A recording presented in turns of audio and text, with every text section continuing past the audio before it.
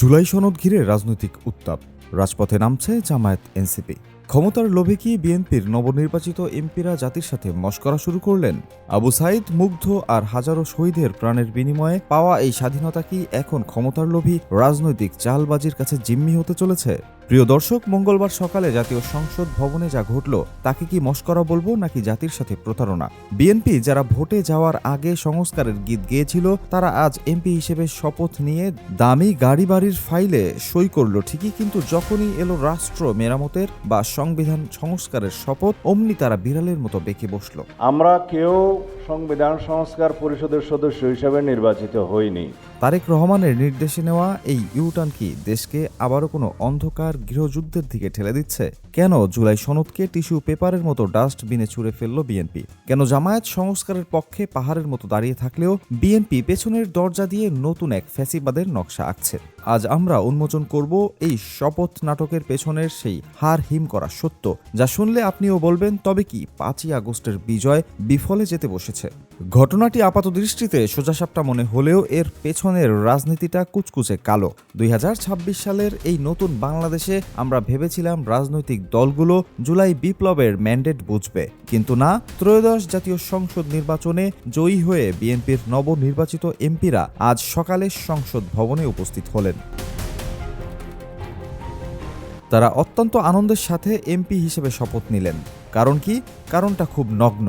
MP না হলে ক্ষমতার চেয়ার পাওয়া যাবে না, প্লট গাড়ি পাওয়া যাবে না, মন্ত্রী হওয়া যাবে না। কিন্তু যখনই জাতীয় সংস্কার কাউন্সিলের পক্ষ থেকে তাদের সামনে সংবিধান সংস্কার পরিষদের সদস্য হিসেবে শপথ নেওয়ার কাগজ বাড়িয়ে দেওয়া হলো, তখনই শুরু হলো নাটক। বিএনপির স্থায়ী কমিটির সদস্য সালাউদ্দিন আহমেদ পকেট থেকে সংবিধানের দোহাই বের করলেন। তিনি সাফ জানিয়ে দিলেন, সংবিধান সংস্কার পরিষদ বলে সংবিধানে কিছু নেই, তাই আমরা এখানে সই করব না। অর্থাৎ সোজা বাংলায়, ক্ষমতায় যাওয়ার আগে মধু খেতে আমাদের কোনো আপত্তি নেই, কিন্তু যে রাষ্ট্র মেরামতের ওয়াদা আমরা জনগণের কাছে করেছিলাম, সেই রাষ্ট্র সংস্কারের শপথে আমাদের চরম অ্যালার্জি।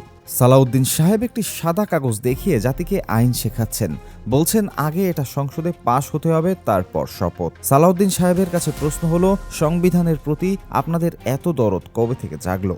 যদি সংবিধানের দোহাই দিতে হয়, তবে এই নির্বাচনটিই বা হলো কোন সংবিধানে? ডক্টর ইউনূসের নেতৃত্বে যে অন্তর্বর্তীকালীন সরকার দেশ চালাচ্ছে, যারা এই নির্বাচন আয়োজন করলো, সংবিধানের কোন পাতায় তাদের কথা লেখা আছে? সংবিধানের দোহাই দিলে তো শেখ হাসিনাই এখনো বাংলাদেশের প্রধানমন্ত্রী হওয়ার কথা ছিল। যখন গণ অভ্যুত্থানের ম্যান্ডেট নিয়ে সংবিধানের বাইরে গিয়ে সরকার গঠিত হলো, তখন আপনারা চুপ ছিলেন, কারণ তখন ক্ষমতার হালুয়া রুটির ভাগ দরকার ছিল। আর আজ যখন রাষ্ট্রকে স্থায়ীভাবে মেরামত করার সময় এসেছে, যখন প্রধানমন্ত্রীর একচ্ছত্র ক্ষমতা কামানোর সুযোগ এসেছে, তখন আপনারা সংবিধানের চিপাগলি খুঁজছেন। এই দ্বিমুখী আচরণ কি দেশের মানুষ বোঝে না? সবচেয়ে বড় ভণ্ডামিটা কোথায় হয়েছে জানেন? নির্বাচনের আগে যখন জনগণের ভোটের দরকার ছিল, তখন এই বিএনপি নেতারাই হাসি মুখে জুলাই সনদে স্বাক্ষর করেছিলেন। সেই সনদে পরিষ্কার লেখা ছিল, নবনির্বাচিত সংসদ সদস্যরা প্রথম 180 দিন অর্থাৎ 6 মাস সংবিধান সংস্কার পরিষদ হিসেবে কাজ করবেন। তখন কি সালাউদ্দিন সাহেব জানতেন না যে এটি সংবিধানের 3য় তফসিলে নেই? তখন কেন তারেক রহমান নির্দেশ দেননি যে এই সনদে সই করা যাবে না? ভোটের জন্য জনগণের চোখে ধুলো দিলেন, আর ক্ষমতায় গিয়েই সেই সনদকে ডাস্টবিনে ফেলে দিলেন। আপনারা কি ভেবেছেন জনগণ বোকা? 1926 সাল নয়, এটি 2026 সাল। ইন্টারনেটের যুগে মানধাত্তা আমলের এই পলিটিক্স আর চলবে না। গত 12ই ফেব্রুয়ারি এদেশের মানুষ গণভোটে কি রায় দিয়েছে তা কি আপনারা ভুলে গেছেন? দেশের 68% মানুষ ভোট দিয়ে রাষ্ট্র সংস্কারের পক্ষে সরাসরি রায় দিয়েছে, আর আপনারা নির্বাচনে ভোট পেয়েছেন 50%। এর মানে কি? এর মানে হলো আপনাদের দলীয় সমর্থনের চেয়েও রাষ্ট্র সংস্কারের পক্ষে জনগণের ম্যান্ডেট অনেক বেশি শক্তিশালী। জনগণ পরিষ্কার বার্তা দিয়েছে, তারা আর এককেন্দ্রিক স্বৈরাচারী শাসন চায় না, তারা দ্বিকক্ষ বিশিষ্ট সংসদ চায়, তারা ক্ষমতার ভারসাম্য চায়। কিন্তু বিএনপি 68% মানুষের রায়কে বৃদ্ধাঙ্গুলি দেখিয়ে সংস্কার বয়কট করল। এর মাধ্যমে প্রমাণিত হলো বিএনপির কাছে দেশের স্বার্থ নয়, বরং দলের সংকীর্ণ ক্ষমতা লিপ্সাই বড়। এখন প্রশ্ন জাগে, বিএনপি কেন এই সংস্কারে ভয় পাচ্ছে? কেন তারা সংবিধানের প্রেমের নাটক সাজাচ্ছে? উত্তর খুব তেতো এবং নিষ্ঠুর। আসল কারণ হলো, বিএনপি চায় না ক্ষমতার বিকেন্দ্রীকরণ হোক। তারা চায় না প্রধানমন্ত্রীর একচ্ছত্র ক্ষমতা খর্ব হোক। যদি সংস্কার পরিষদ কাজ শুরু করে, যদি সংবিধানের ৭০ অনুচ্ছেদ সংশোধন হয়ে যায়, যদি দ্বিকক্ষ বিশিষ্ট সংসদ চালু হয়, তাহলে ভবিষ্যতে যিনি প্রধানমন্ত্রী হন না কেন তিনি আর শেখ হাসিনার মতো যা খুশি তাই করতে পারবেন না।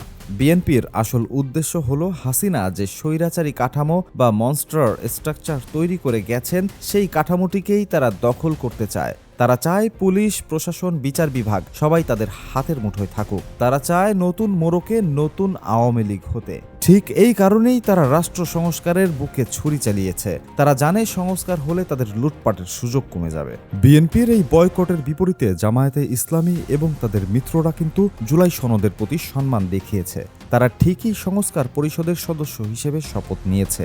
এর ফলে বাংলাদেশের রাজনীতিতে এখন একটি স্পষ্ট বিভাজন তৈরি হলো। একদিকে থাকলো বিএনপি, যারা পুরনো পচা গলা সিস্টেম টিকিয়ে রেখে হাসিনা তন্ত্রের নতুন সংস্করণ হতে চায়, আর অন্যদিকে থাকলো জামায়াত ও জুলাই বিপ্লবের তরুণ সমাজ, যারা সত্যিকার অর্থে একটি নতুন ও বৈষম্যহীন বাংলাদেশ গড়তে চায়। বিএনপি একটি ভুল সিদ্ধান্তের মাধ্যমে দেশের তরুণ প্রজন্ম এবং বিপ্লবের যোদ্ধাদের নিজেদের প্রতিপক্ষ বানিয়ে দিল। বিশ্লেষকদের মতে বিএনপি দেশটাকে আবারও একটি সংঘাতের দিকে ঠেলে দিচ্ছে।